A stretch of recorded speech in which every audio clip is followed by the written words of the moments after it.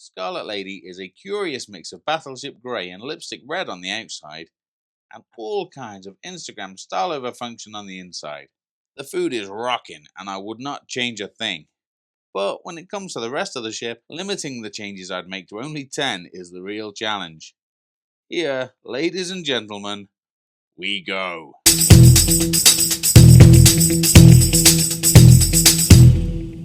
Change number 1, easy.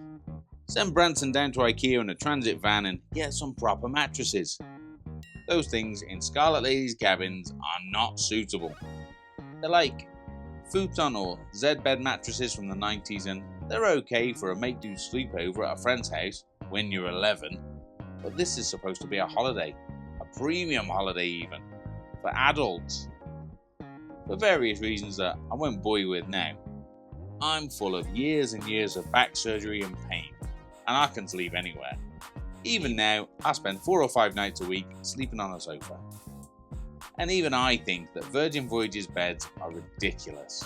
They don't have proper mattresses because the change for change's sake idea at the start was that the cabin stewards are going to change the beds into sofas every day and back again every night.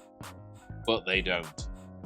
What you're left with is all the compromise with none of the benefit. Change number 2. Get Tommy Walsh in to whack up a few plasterboard walls. Almost the entirety of the public areas on decks 6 and 7 are just one enormous corridor, and the endless stream of people brushing against you as you're sat in the champagne bar or the coffee shop or anywhere else really kills the atmosphere.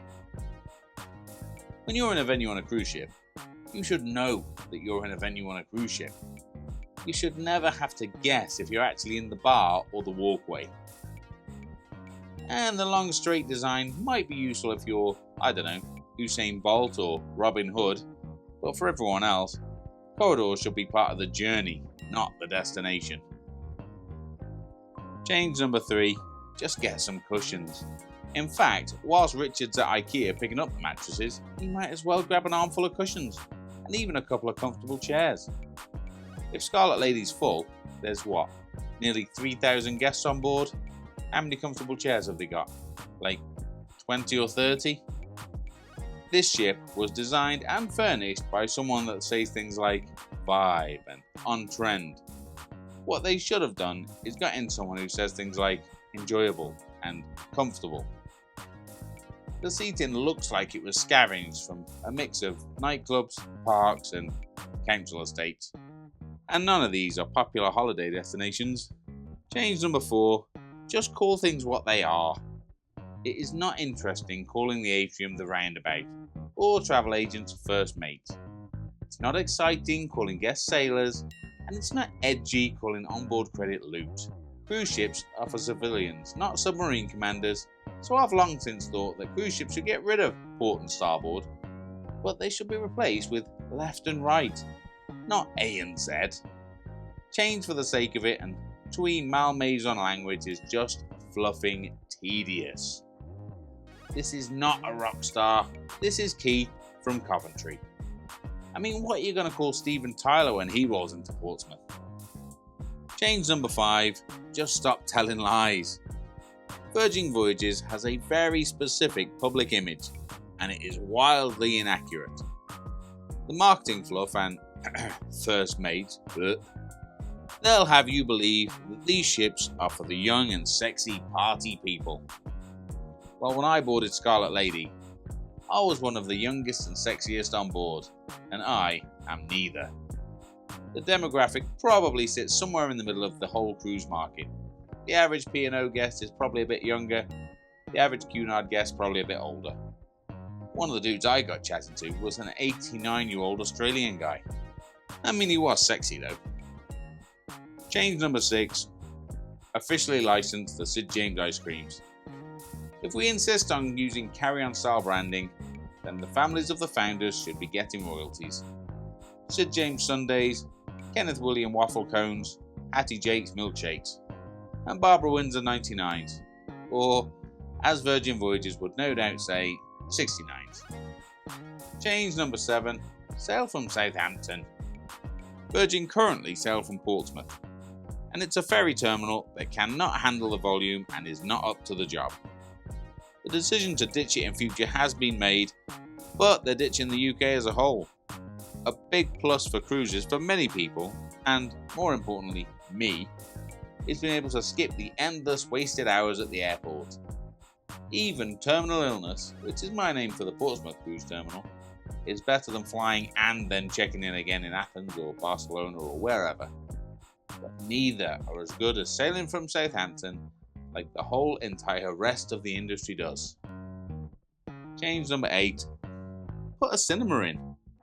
It doesn't have to be a dedicated full-time Odeon. Just whacking up a screen by the pool like Princess, or sticking a movie on in the manor or the theatre during the day would do. Plug the arcade machines on eBay or plonk them in some of the many massive corridors if you insist on keeping them, and put a wee screening room there next to the social club. I mean, that's where the hot dogs, milkshakes and popcorn are anyway. Or let's all accept that the middle of a running track is a rubbish place to do yoga, so let's get the stuff out of the training camp, stick it up there, and repurpose the circuit training area into a proper cinema. I mean, who doesn't love movies? Well, Branson apparently. Change number 9. Staff bloody training. The crew are almost all pleasant and friendly. Jessica, the macaron peddler, was lovely, the ice cream lady always looked after me, and the dude man in the gym was cool. But how difficult is it to identify people that want you to scream in their face at embarkation and those who don't?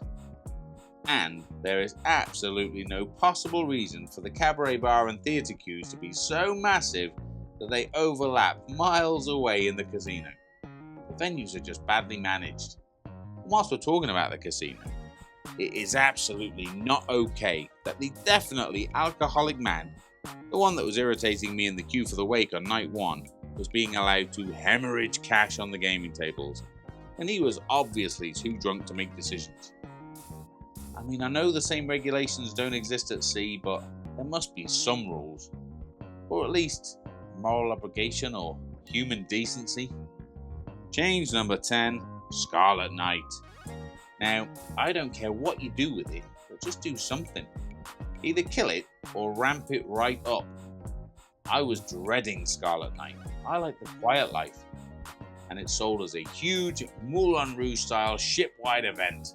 The craziest, wildest party on land or sea.